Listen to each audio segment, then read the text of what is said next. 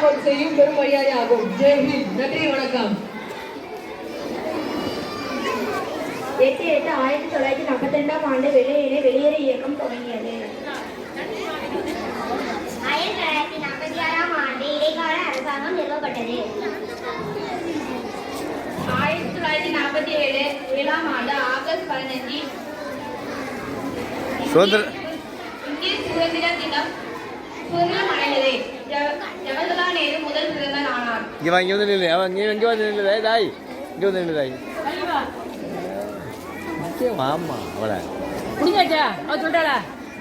சுதந்திரம் வாங்கின பிள்ளை நடு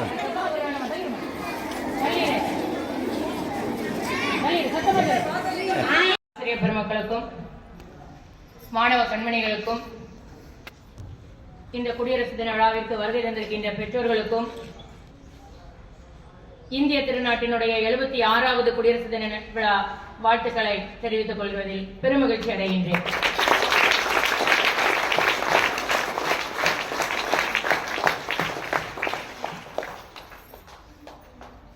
தேசிய விழாக்களில் மிக மிக முக்கியமானது நம்முடைய கடமையை நினைவுறுத்தக்கூடிய ஒரு விழா என்று சொன்னால் அது இதுதான். அந்நியரிடம் அடிமைப்பட்டு கிடந்த பாரதத்தை பல தலைவர்கள் போராடி சுதந்திரத்தை பெற்று தந்தார்கள். சிதறண்டு கிடந்த இந்தியா, பல சமஸ்தானங்களாக பிரிந்து கிடந்த இந்தியா, பல சின்ன சின்ன நாடுகளாக பிரிந்து கிடந்த இந்தியாவை சர்தார் வல்லபாய் படேல் ஒன்றிணைத்து ஒன்றுபட்ட இந்தியாவை உருவாக்கினார்.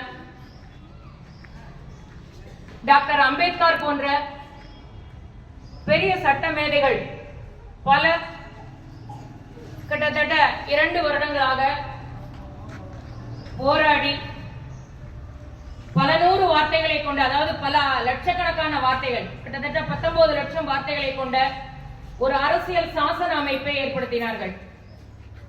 அந்த அரசியல் சாசனம் என்பது இப்படித்தான் வாழ வேண்டும், இப்படி இந்த சட்டத்திற்கு உட்பட்டு நடக்க வேண்டும், இந்த சட்டங்கள் இந்திய திருநாட்டில் அமுலில் இருக்கும், இந்த சட்டங்களுக்கு கட்டுப்பட்டு நடக்க வேண்டும், இந்த அவங்களுடைய கடமைகள் என்ன, அவர்களுடைய உரிமைகள் என்ன.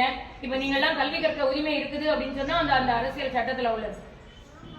அப்படிப்பட்ட அரசியல் சட்ட உரிமைகளையும் கடமைகளையும் வரையறுத்து தந்த அரசியல் சட்டம் இந்திய பாராளுமன்றத்தால் ஏற்றுக்கொள்ளப்பட்டு அமலுக்கு வந்த நாள் தான் இது. 1950 ஜனவரி 26ஆம் நாள்.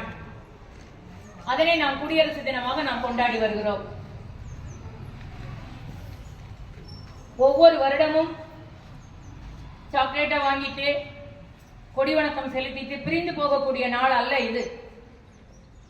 இதனை நீங்கள் ஒவ்வொருவரும் புரிந்து கொள்ள வேண்டும். குறிப்பாக மாணவ செல்வங்கள்,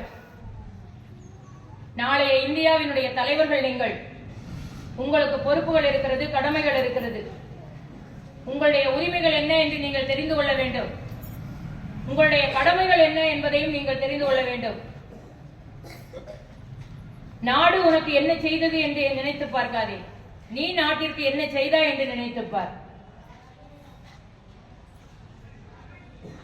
கடமைகள் அப்படின்னு சொல்லும்போது நம்ம படிக்கிறது மட்டும் நம்ம கடமைகள் இல்லை. நம்ம வாழக்கூடிய ஒவ்வொரு நாள் வாழ்க்கையும் நம்ம எப்படி இருக்கிறோம், அக்கம் பக்கத்தினருடன் எப்படி இருக்கிறோம், நமது அருகாமையில் உள்ள மாணவர்களோடு எப்படி பழகுகிறோம், நமது பள்ளி வளாகத்தை சுத்தமாக வைத்துக் கொள்கிறோமா, நமது வீட்டினை சுத்தமாக வைத்துக் கொள்கிறோமா, நமது உறவினர்களோடு இணக்கமாக இருக்கிறோமா, நண்பர்களோடு இணக்கமாக இருக்கிறோமா, கீழ்ப்படிதல் நமக்கு இருக்கிறதா, ஒவ்வொன்றையும் நினைத்துப்பார். சின்ன சின்ன துளிகள் சேர்ந்துதான் பெரும் மழை வெள்ளம். அதே மாதிரி உன்னுடைய சின்ன சின்ன நன்னடத்தைகள் இணைந்துதான் ஒரு வலிமையான பாரதத்தை உருவாக்கும். நமது இந்தியாவில் இப்பொழுது நமக்குள்ள மிகப்பெரிய சவால் வன்முறை, போதை, ஜாதி, எல்லாவற்றிற்கும் மேலாக மதம் எல்லாம் சேர்ந்து நம்மளை பிளவுண்டு கோபம் கொள்ள வைக்கிறது, சண்டையிட வைக்கிறது. ஒன்றை மட்டும் நீ புரிந்து கொள்ள வேண்டும். மீண்டும் உங்கள் தலைமை ஆசிரியர் அனைத்து ஆறுகளும் கடலில் தான் கலக்கின்றன. ஹோம்வொர்க் வேற ஒண்ணும் இல்ல. Association of words. கடை என்ன பண்ண போறீங்க அப்படின்னா, நான் ஒரு தலைப்பு கொடுப்பேன். டெய்லியோ அல்லது ஒரு நாள் விட்டு ஒரு நாள் ஒரு சின்ன ஹெட்டிங் ஒரு தலைப்பு கொடுப்பேன். அதனோட சம்பந்தப்பட்ட 10 வார்த்தைகள் மட்டும் தமிழிலும் ஆங்கிலத்திலும் உங்களுடைய நோட்ல இன்னைக்கு டேட் போட்டு எழுதி. சரியா? இப்போ ஃபார் எக்ஸாம்பிள் நான் ஸ்கூல் அப்படின்னு தலைப்பு கொடுத்தேன்னு வச்சுக்கோங்களேன். ஸ்கூலோட தொடர்புடைய வார்த்தைகள் school, teachers, students, bench, chair, black board, chalk piece, laboratory, library, toilet, fan, bench, desk அப்படிலாம் சொல்லுவோம் இல்லையா? அதே மாதிரி நான் கொடுக்குற தலைப்புக்கு தகுந்தபடி ஒரு 10 வார்த்தைகள் ஆங்கிலத்திலும் எழுத வேண்டும், தமிழிலும் எழுத வேண்டும். செய்வீங்களா? சரி, இன்னைக்கு நான் உங்களுக்கு கொடுக்க போற ஒர்க் வந்து தலைப்பு வந்து இரண்டாவது வீடோடு தொடர்புடைய ஏதேனும் ஒரு 10 பொருட்கள், ஏதேனும் ஒரு 10 தமிழிலும் ஆங்கிலத்திலும் எழுதுங்க. எழுதி அது ஒரு போட்டோ எடுத்து நம்முடைய குரூப்ல பதிவு செய்யுங்க. தேங்க்யூ. குடும்பத்தினுடைய சந்தோஷம் கலைந்து விடும். அதனை நீ உனக்குள் உன்னுடைய குடும்பத்திற்குள் நுழைய அனுமதிக்காதே. இதுதான் வலிமையான பாரதத்தை உருவாக்குவதற்கு ஒரு படி. எப்பொழுது அது உன்னிடமிருந்து உன்னோட குடும்பத்தில் இருந்து அகல்கிறதோ அப்போதுதான் நீ நல்ல வலிமையான இந்தியாவை நீ உருவாக்க முடியும். இந்த வருடம் தமிழர்களுக்கெல்லாம் பெருமை மிகுந்த ஒரு வருட ஆரம்பத்திலேயே 5000 ஆண்டுகள் பழமையான ஒரு நாகரிகத்தை உடையவன் தமிழன் என்ற ஒரு செய்தி நமக்கு கிடைத்திருக்கிறது. 5000 ஆண்டுகளுக்கு முன்னரே உபயோகித்தார்கள் அப்படிங்கிற ஒரு செய்தி கிடைத்திருக்கிறது. அதே மாதிரி விண்வெளி ஆய்வுத்துறையில் இந்திய விண்வெளி ஆய்வுத்துறையினுடைய தலைவராக ஒரு தமிழர் பொறுப்பேற்றிருக்கின்றார்.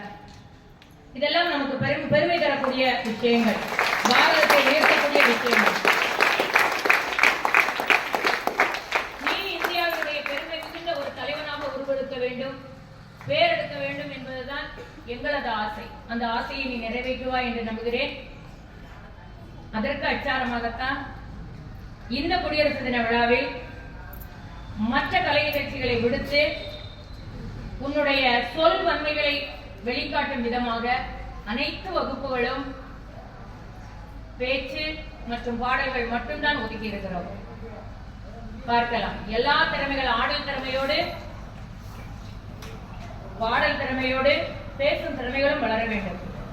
அப்படி இருக்கும் போதுதான் நீ ஏதாவது ஒரு தவறுகள் எங்கேயாவது நடந்தால் நீ தட்டி கேட்பாய். சரிதானப்பா? அதை இருந்து மீண்டும் ஒரு முறை உங்கள் அனைவருக்கும் குடியரசு தின நல்வாழ்த்துக்களை தெரிவித்துக் கொள்கிறேன்.